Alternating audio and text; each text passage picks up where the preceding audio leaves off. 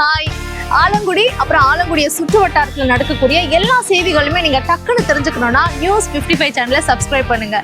உங்க வீட்டை சுத்தி ஏதோ ஒரு திருவிழா நடக்குது, இல்ல ஏதாவது ஒரு பிரச்சனை நீங்க பாக்குறீங்க அப்படின்னா அதை நீங்க செய்தியா மாத்தணும் அப்படின்னா இந்த ஸ்கிரீன்ல தர நம்பருக்கு கான்டாக்ட் பண்ணுங்க.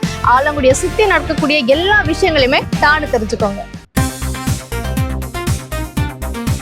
புதுக்கோட்டை மாவட்டம் ஆலங்குடி அருகே உள்ள கொத்தமங்கலத்தில் 3,40,00,000 ரூபாய் மதிப்பீட்டில் கொத்தமங்கலம் முதல் மரமடைக்கு வரையில் சாலை விரிவாக்க பணிக்கு அடிக்கல் நாட்டப்பட்டது.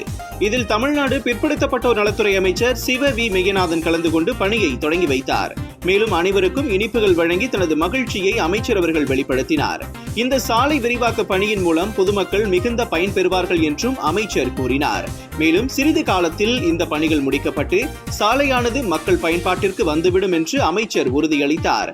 இந்த நிகழ்வில் அரசு அதிகாரிகள், கட்சி நிர்வாகிகள் மற்றும் பொதுமக்கள் என பலர் கலந்து கொண்டனர்.